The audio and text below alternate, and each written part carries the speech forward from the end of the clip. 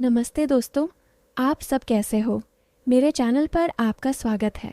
फिर से एक रस भरी कहानी में आज की कहानी बहुत ही खतरनाक है, जो कहानी के सुनते ही शरीर का हर पार्ट खड़ा होने लगेगा। इस कहानी में बहुत मज़ा आने वाला है, अंत तक ज़रूर सुनिए। मैंने अपनी ड्रेसर से जिस्मानी ताकत वाली गोली निकाली, जो कभी कभार मेरे पति लेते थे। मेरे पति का नाम राहुल था। मेरे पति जब भी यह पावर वाली दवा खाते थे, रात में मेरी हालत बहुत ख़राब कर देते थे। उनका सुई इतना बड़ा था कि अंदर जाते ही मैं पसीने से तर हो जाती थी। एक दिन क्या हुआ, मैं किचन में चली गई। मैंने हल्दी बादाम वाला दूध बॉयल किया और उसमें एक गोली डाल दी ताकि राहुल को थोड़ी ताकत मिल सके। ऐसा करते करते रात के 10 बजे बज चुके थे। फिर मैंने जल्दी से दूध का गिलास लिया और राहुल के कमरे में चली गई। राहुल बड़े ध्यान से मेरा इंतज़ार कर रहे थे। जैसे ही मैं अंदर आई, राहुल खड़े हो गए और मुझे देखने लगे। जब वह कुछ नहीं बोला तो मैंने ही पूछ लिया, ऐसे क्या देख रहे हो? बताओ मैं कैसी लग रही हूँ? राहुल ने संकोच में कहा, आज मन तो ऐसा कर रहा है कि आपको अभी खा जाऊं। मैंने हंसते हुए उसे दूध का गिलास पकड़ा दिया और कहा, मुझे खाने की ज़रूरत नहीं है, बस तुम इसे पी लो। राहुल ने जल्दी से गिलास पकड़ा और एक सांस में दूध पी गया। दूध पीते ही कुछ देर बाद उसने मेरी बाहें पकड़ ली और अपनी तरफ ज़ोर से खींचा। उसके बाद अपना इंजेक्शन मेरे मुंह में।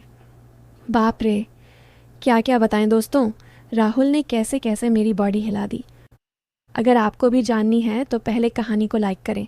प्लीज़ लाइक कर दो ना, प्लीज़ सब्सक्राइब भी। तो चलिए आपको जल्दी जल्दी से शुरू से कहानी सुनाती हूँ। मेरा नाम प्रिया है। मेरी उम्र 29 साल है, लेकिन मैं अभी भी जवान हूँ। किसी युवा को तुरंत अपनी तरफ आकर्षित कर लूँ। दिल हमेशा जवान रहता है। जब मैं साड़ी पहनती हूँ तो जैसे सब कुछ दिखता है। मेरी सुंदर रंगत पर जब सूरज की किरण पड़ती है तो लगता है मानो मैं एक चांदनी रात में घूम रही हूँ। अब बात करते हैं मेरे 23 साल के देवर की। उसका नाम अर्जुन है। उसकी मासूमियत और उत्साह ने मेरे मन में एक हलचल सी मचा दी है। जब वह मेरी तरफ देखता है तो उसकी आंखों में वह खास बातें होती हैं, जैसे वह किसी खूबसूरत ख्वाब को देख रहा हो। कभी वह मुझसे कहता है, भाभी आज आप सच में बहुत सुंदर लग रही हैं। इसलिए मेरे पति कभी कभी दिन में ही मेरा फील्ड इन सेट कर देते हैं। हम शहर में रहते हैं क्योंकि मेरे पति सरकारी नौकरी करते हैं। मेरी 3 साल की एक बेटी भी है, इसलिए दूर से दूध की थैलियाँ भी बड़ी हैं। मैं अपने पति का आशीर्वाद समझकर रोज़ उनके हाथ का मसाज लेती थी। भले ही हमारी शादी को 8 साल हो चुके थे, लेकिन मेरे पति अभी तक मुझे अच्छा प्यार करते थे। अच्छा से मेरा मतलब है सब कुछ पी जाते थे। वैसे आम तौर पर उसका रंग काला ही होता है, लेकिन मैं बहुत साफ सफाई रखती थी और कभी कभार मेकअप भी कर लिया करती थी। पिछले महीने कुछ ऐसा हुआ जिसका हमें बिल्कुल अंदाज़ा नहीं था। शाम को मेरे पति राहुल घर आ रहे थे। उनके किसी दोस्त की बर्थडे पार्टी थी, इसलिए दोस्तों ने उन्हें थोड़ी पीला दी थी और वह बाइक से घर लौट रहे थे। आते वक्त उनका एक्सीडेंट हो गया। इस हादसे में उनके एक पैर में फ्रैक्चर हो गया और डॉक्टर ने कहा कि ठीक होने में कम से कम 6 से 7 महीने लगेंगे। यह सुनकर मेरा मन टूट गया। राहुल का दर्द भले ही शारीरिक था, लेकिन मेरे मन में एक गहरी चिंता का सागर उमड़ आया। जब मैंने उन्हें अस्पताल में देखा, उनकी आंखों में दर्द का साया था। मैंने तुरंत उनके पास जाकर उनका हाथ थाम लिया। इसी वजह से मेरी ननद और मेरा देवर उन्हें संभालने के लिए आए थे। मेरे जीजा जी और दीदी तो वापस चले गए, लेकिन राहुल ने अर्जुन को यहाँ रुकने के लिए कह दिया, क्योंकि वह ठीक से खड़े भी नहीं हो पा रहे थे। मुझे ही बाज़ार से सामान लाने और बाहर के काम करने पड़ते थे। मैं मान गया और बहुत खुश हो गया। अर्जुन मेरे कान तक ही आते थे। शरीर भी ठीक ठाक था और रंग भी सामान्य था। वह ज़्यादा बिगड़े किस्म का लड़का नहीं लग रहा था और मैं भी खुश थी कि कोई तो आया जो मेरी मदद कर सके। आज वह मुझसे थोड़ा थोड़ा शर्मा रहा था, क्योंकि वह शादी के बाद पहली बार मेरे साथ था। रात को जब मैं राहुल को खाना खिला रही थी, तब मेरा देवर भी हमारे पास बैठा था और फिर अपने कमरे में जाकर समय पर सो गया था। राहुल के चेहरे पर थोड़ी राहत थी, लेकिन वह या अभी भी दर्द में था। तभी मेरी अंदर की भावनाएं बाहर निकल पड़ीं। मैंने राहुल के पास बैठकर कहा, वो अभी क्या दिन थे जब आप रोज़ाना मेरा मालिश करते और इंजेक्शन को अंदर डाला करते थे।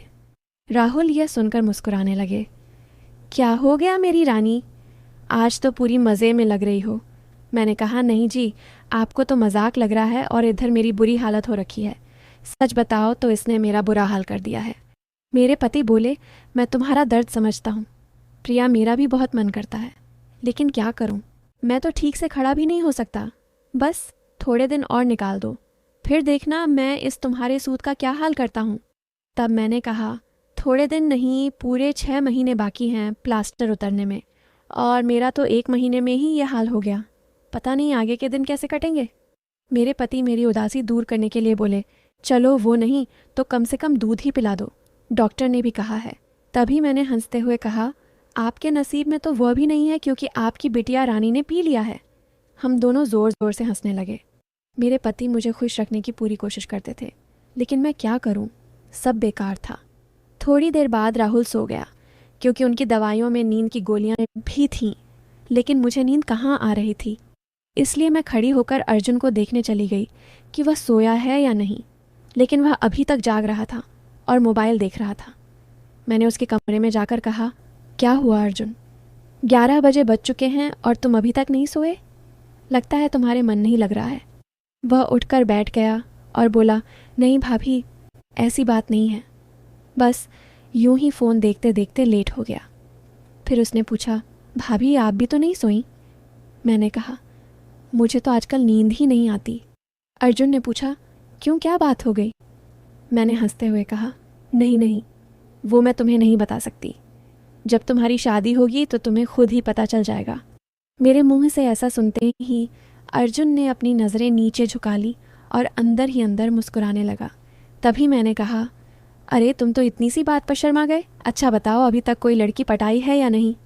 अर्जुन कुछ नहीं बोला, उसे अभी भी शर्म आ रही थी। तभी मैंने उसका हाथ पकड़ा और कहा, अरे पागल, अपनी भाभी से इतना मत शर्माओ। वह धीरे से बोला, भाभी सच बताऊं तो ऐसी बातें मैंने अभी तक अपने दोस्तों से भी नहीं की हैं। मैंने कहा, अच्छा तुम मुझे अपना दोस्त ही समझ लो ना, क्योंकि मुझे ऐसी बातें करने में बहुत मज़ा आता है। अर्जुन ने कहा, हाँ भाभी, एक थी, लेकिन उसने अभी मेरे से दोस्ती तोड़ दी है। मैंने पूछा, तुमने तो कर दी होगी ना? अर्जुन बोला, नहीं भाभी, सच बताऊं तो मैंने उसे ढंग से टच भी नहीं किया था। मैंने मुंह बनाते हुए कहा, तुम तो बड़े भोले हो। चलो कोई बात नहीं, अब तुम मेरे पास आ गए हो तो मैं तुम्हें अपना खिला पिला करके जवान कर दूंगी। मैं बातें करते करते अर्जुन के कमरे में ही सो गई थी। सुबह जब मेरी आंखें खुली तो अर्जुन बेड पर बैठा हुआ मुझे ही निहार रहा था। मेरे उठते ही अर्जुन ने मुझे गुड मॉर्निंग बोला। जब मैंने पूछा, क्या देख रहे हो, तो वो बोला, भाभी आप सच में बहुत खूबसूरत हो। वह मुस्कुराते हुए बोला, अच्छा, तब तुम सुबह सुबह खूबसूरती का नज़ारा ले रहे हो और रात को तो बड़े शर्मा रहे थे। वो मुस्कुरा कर के पूछने लगा, भाभी आप बुरा ना मानो तो एक बात पूछ सकता हूँ? मैंने कहा, अरे पागल, मैं क्यों बुरा मानूंगी, पूछो, क्या पूछना है? मुझसे कहने लगा, भाभी सच सच बताना, आप जो 2.5 किलो के वज़न अपने पास लिए घूमती हो, आपको भारी नहीं लगता क्या? उसकी बात सुनकर मेरी हंसी छूट गई।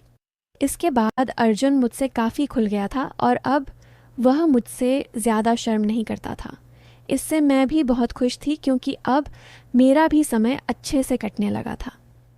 अर्जुन को आए हुए 15 दिन बीत चुके थे और वो मुझसे काफ़ी घुल मिल गया था।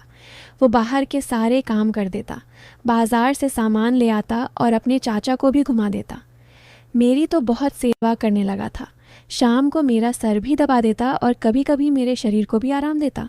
लेकिन मेरी फरमाइश दिन ब दिन बढ़ रही थी और मेरे पति की हालत अब भी वैसी ही थी। अब सब कुछ मेरी बर्दाश्त के बाहर हो चुका था। मैंने सोचा कि अब तो अर्जुन ही है जो मेरी हेल्प कर सकता है। तो इस वीडियो को लाइक करो और चैनल को सब्सक्राइब करो। और हाँ दोस्तों, जो जो सब्सक्राइब करेगा उससे मैं अपना नंबर भेज दूंगा, तो जल्दी से सब्सक्राइब कर लो। वैसे मेरे पड़ोस में भी 2 लड़के रहते थे जो स्टडी करते थे। वे भी मुझे देखते थे।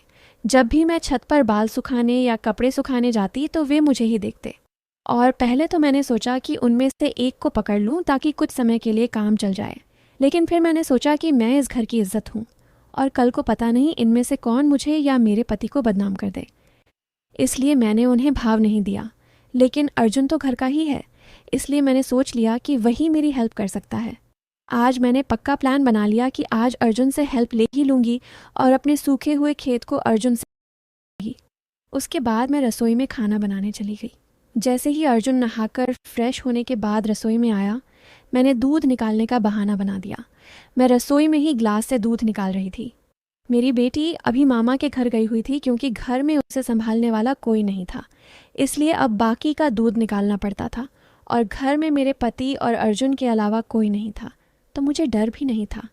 जैसे ही अर्जुन अंदर आया, वह मुझे देखकर एकदम घबरा गया और कहने लगा, सॉरी भाभी, मुझे माफ़ कर दो।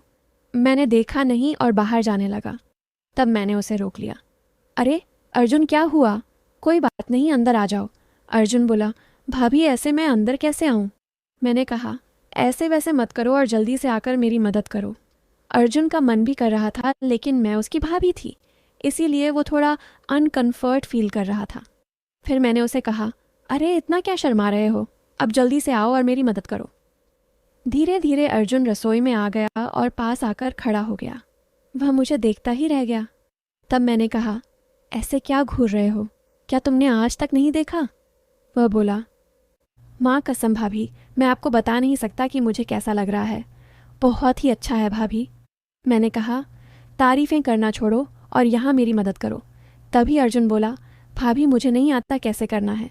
तो मैंने कहा, अरे बुद्धू, इसमें कुछ नहीं करना, ये लो पकड़ो और बस धीरे धीरे निकलो।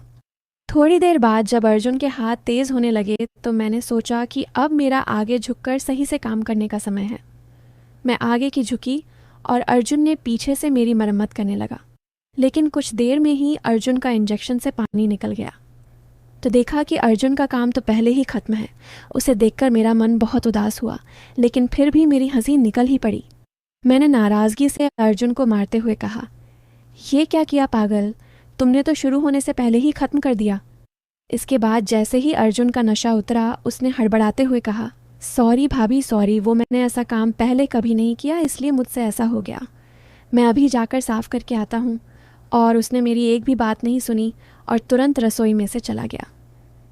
मैंने भी उसे ज़्यादा रोकने की कोशिश नहीं की, क्योंकि मैं समझ चुकी थी कि यह उसके लिए इतना आसान नहीं होगा।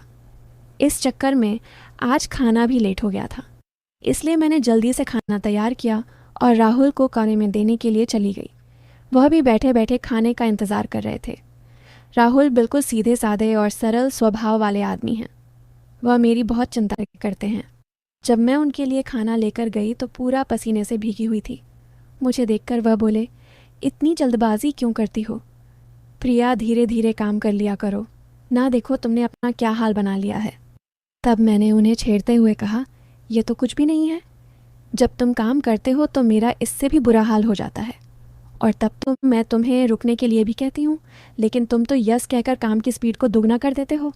मेरे मुंह से ऐसा सुनकर मेरे पति मुस्कुराने लगे। तुम भी ना प्रिया, कहाँ की बात कहाँ ले जाती हो। इसके बाद राहुल ने खाना खा लिया और मैंने उन्हें दवाई भी दे दी। दवाई लेने के बाद उन्हें नींद आ गई और वह आराम करने लगे। मैं भी काफ़ी थक चुकी थी, इसलिए मैं नहा धोकर फ्रेश हो गई। इसके बाद मैं अर्जुन के कमरे में उसे देखने के लिए गई तो वह भी सो चुका था। फिर मैं भी आकर आराम करने लगी। शाम को जब मैं अर्जुन को चाय देने गई तो वह बैठा फ़ोन चला रहा था। मुझे देखकर उसके चेहरे पर मुस्कान आ गई। मैं भी उसे देखकर हंसने लगी और मैंने उससे पूछ लिया, क्या बात है अर्जुन, आज तो तुम काफ़ी ढीले ढाले से लग रहे हो। तो वो बोला, भाभी वो मैंने पहली बार ऐसा काम का अनुभव लिया था। प्लीज़ आप बुरा मत मानना, मैं सच बता रहा हूँ, बिल्कुल मेरे से काम नहीं कर पाया। तब मैंने उसे रोकते हुए कहा, अरे बेवकूफ़, मैं कब बुरा मानने लगी। वैसे सच बताऊँ तो मुझे भी अच्छा लग रहा था। इसके बाद मैं अर्जुन को चाय पकड़ा दी और उसके साथ बैठकर पीने लगी। हम दोनों बातें करने लगे। आज अर्जुन के मुंह से मेरे लिए तो फूल ही झड़ रहे थे। वह बस मेरी तारीफ़ें ही करता जा रहा था। भाभी आप बहुत अच्छी हो। मैं तो सोच रहा हूँ कि सारी उम्र आपके साथ ही रहूँ। इन 18 दिनों में मुझे स्वर्ग जैसा महसूस होने लगा है, और ऊपर से आपकी खूबसूरती। मैंने मुस्कुराते हुए कहा, आज तो तुम्हारे मुंह से सिर्फ तारीफ़ें ही निकल रही हैं, लगता है। अर्जुन मेरा हाथ पकड़कर बोला, आप सही कह रही हैं भाभी, अब आपको भी मेरे काम में मेरी मदद करनी होगी। अब तो आपको मेरी बात माननी ही होगी। प्लीज़ भाभी, मना मत करना, बस एक बार के लिए मेरी काम वाली बन जाओ। इसके बाद आप जो भी कहेंगी मैं करूँगा। जब अर्जुन सब कह रहा था तो उसका चेहरा टमाटर जैसा लाल हो गया था और मेरी मुस्कुराहट फूट पड़ी थी। मैंने उसके सर पर हाथ फेरते हुए कहा, अरे पगले, इतना सीरियस क्यों हो रहे हो? बताओ, मैंने तुम्हें कभी किसी चीज़ के लिए मना किया है? वैसे भी अब तुम्हारे चाचा तो वैसा भी मेरे काम में मेरी मदद नहीं कर पाते हैं, और तुम इतना शर्माओ मत। अगर इतना शर्माओ तो कैसे चलेगा। इतना कहने के बाद मैं बोली, आगे से अब तुम्हारे साथ ही सोऊंगी, बस तुम मेरा सर्विस अच्छे से करना। दोस्तों, कैसी लगी आपको रसाभरी कहानी? अगर अच्छी लगी हो तो कमेंट में ज़रूर बताएं, और साथ ही साथ इस चैनल को भी सब्सक्राइब कर दें ताकि मैं इससे भी और ज़बरदस्त बातें आपके साथ शेयर करूं। और प्लीज़ लाइक करना नहीं भूलना। आप सब जानूं, धन्यवाद। वेट करें इसके आगे वाले पार्ट।